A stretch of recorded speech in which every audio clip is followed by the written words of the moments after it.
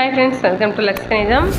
இன்றைக்கி நம்ம என்ன தெரிஞ்சுக்க போகிறோம் அப்படின்னா 10th ஸ்டாண்டர்டில் ஆல்ரெடி 1.3 வரைக்கும் நம்ம பார்த்துட்டோம். அதாவது பயிற்சி 1.3 வரைக்கும் முடிஞ்சது. நெக்ஸ்ட்டு 1.4க்கு முன்னாடி உள்ள கான்செப்ட் தான் இப்போ பார்க்க போகிறோம். சரியா? அதில் என்ன இருக்குது அப்படின்னா சார்புகள் பற்றி நம்ம ஏற்கனவே தெரிஞ்சிட்டோம். அந்த சார்புகளை எப்படிலாம் குறிக்கலாம், அதை குறிப்பிடும் முறைகள் என்னென்னலாம் இருக்குது அப்படின்றது தான் இப்போ தெரிஞ்சுக்க போகிறோம். சார்புகளை குறிப்பிடும் முறை. இதில் ஃபஸ்ட்டு பார்த்திங்கன்னா வரிசை ஜோடிகளின் கணம், இது மாதிரியும் எழுதலாம். வரிசை ஜோடின்ற வார்த்தையை ஏற்கனவே நம்ம கேள்விப்பட்டிருக்கோம். எங்கே கேள்விப்பட்டிருப்பீங்க அப்படின்னா கிராஃப் நம்ம போடுவோம் இல்லையா, 8th ஸ்டாண்டர்ட்லேயே கிராஃப் ஸ்டார்ட் பண்ணியிருப்பீங்க. அப்போ ஒரு கிராஃபில் ஒரு புள்ளியை குறிக்கணும் அப்படின்னா அதை ஜோடியாக ரெண்டு நம்பராக தான் எழுதுவோம். 1, 2 அந்த மாதிரி தான் எழுதுவோம். அதுக்கு பேர் தான் வரிசை ஜோடின்றது. மற்றபடி வேறு ஒன்றும் இல்லை. அடுத்து அட்டவணை முறைனா அங்கே அதாவது கிராஃபில் எக்ஸு ஒய் என்ன வருதுன்றதை பாக்ஸ் போட்டு தான் நம்ம எக்ஸ் என்ன ஒய் என்ன அப்படின்ற புள்ளிகள் எடுத்து எழுதுவோம், மார்க் பண்ணுவோம். அதுதான் அட்டவணை முறை. அடுத்து அம்புக்குறிப்படம் ஏற்கனவே நம்ம இப்போ 10th ஸ்டாண்டர்டில் எப்படி போடுறது, ஒரு கணம் இன்னொரு கணம் ஒரு ஃபங்க்ஷன் எப்படி இருக்கும் அப்படின்றத குறிக்கிறதுக்காக நம்ம போடுவோம் இல்லையா, அதுதான் அம்புக்குறிப்படம். வரைபடம்ங்கிறது கிராஃப் மாதிரி தான், கிராஃப் ஷீட் இருக்காது, நம்ம சும்மா எக்ஸ் ஆக்சிஸ் ஒய் ஆக்சிஸ் போட்டு நம்ம ட்ரா பண்ண போகிறோம், அவ்வளோதான். சரியா? ஸோ சார்புகளை இப்படிலாம் குறிப்பிடலான்னு ஒரு 4 குறிப்பிடும் முறைகள் இருக்குது. ஃபஸ்ட்டு முறை வரிசை ஜோடிகளின் கணம். இதில் உங்களுக்கு புக்கில் என்ன கொடுத்துருக்காங்கன்னா அது ஒரு ஃபங்க்ஷனாக எடுத்துகிட்டு, அதாவது ஒரு சார்பாக எடுத்துகிட்டு அதை செஞ்சு காமிச்சிருக்காங்க. எப்படின்னா இப்போது f from a to b, அதாவது எஃப்னா ஒரு ஃபங்க்ஷன் சார்புன்னு எடுத்துக்கலாம். ஏலேருந்து பிக்கு ஒரு சார்பு போகுதுன்னு வச்சுக்குவோம். இப்போ ஏங்கிற கணம் நான் ஒரு எக்ஸாம்பிளுக்கு நானாகவே எடுத்துக்கிறேன். சரியா? 1, 2, 3, 4 அப்படின்ற ஒரு 4 நம்பர் உறுப்புகள் எடுத்துக்கிறேன் ஏங்கிற கணத்தில்.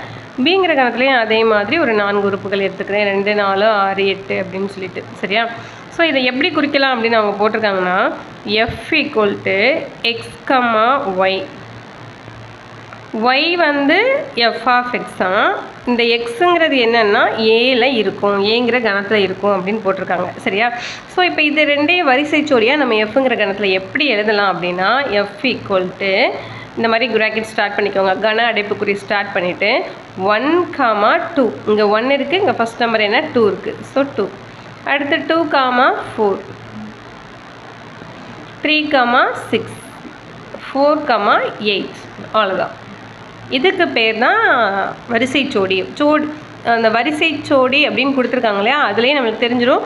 ஸோ ஜோடியாக நம்பர்ஸை நம்ம எழுத போகிறோம், அதை ஒரு கன அடைப்புக்குள்ளே போட்டு எழுத போகிறோம், அவ்வளோதான் வரிசை ஜோடியாக எழுதுறது. அடுத்து அட்டவணை முறை அப்படின்றது என்ன அப்படின்னா இப்போ இதே அட்டவணையில் நான் எழுதணும், இதே ஏபி தான் நான் அட்டவணையில் எழுதணும்னா எப்படி எழுதலாம்னா எக்ஸு ஒய் இந்த மாதிரி போட்டுட்டு நீங்கள் பென்சில்கிட்ட நீட்டாக அழகாக ஸ்கேல் பென்சில் வச்சு போடுங்க. இதே எக்ஸாமில் கேட்டாலும் நீங்கள் இந்த மாதிரி தான் போடணும். சரியா? இப்போது எக்ஸுக்கெல்லாம் என்ன எடுத்திருக்கோம் அப்படின்னா ஏங்கிற கணத்தில் உள்ளது தான் எக்ஸ் எல்லாம். ஸோ 1, 2, 3, 4. பிங்கிற கணத்தில் 2, 4, 6, 8. அவ்வளோதான். ஓகேவா? ஸோ இதே நான் அம்புக்குறி படமில் போடணும் அப்படின்னா இப்போ ஏங்கிற கணம்,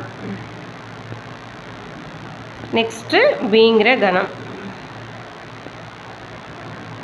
ஸோ 1, 2, 3, 4, 2, 4, 6, 8.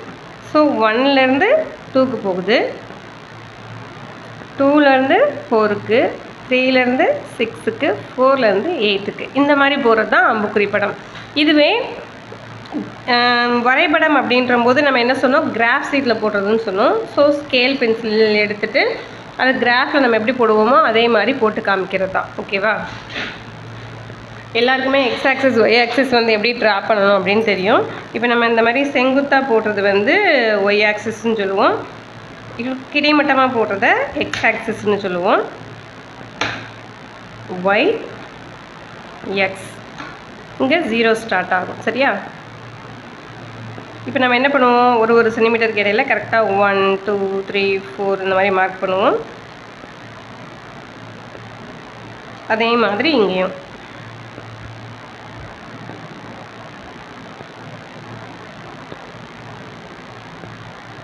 இப்போ பார்த்தீங்கன்னா ஃபஸ்ட்டு 1, 2, 1, 2. எப்போவுமே நம்ம ஃபஸ்ட் நம்பரை எக்ஸ்ஹெச்சில் தான் பார்ப்போம், செகண்ட் நம்பரை ஒய்ஹெச்சில் பார்ப்போம். இது 1, 2. அடுத்து 2, 4, 3, 6, 4,8. ஸோ இதை நம்ம என்ன பண்ணலான்னா அப்படியே ஜாயின் பண்ணனா கூட ஜாயின் பண்ணிக்கலாம்.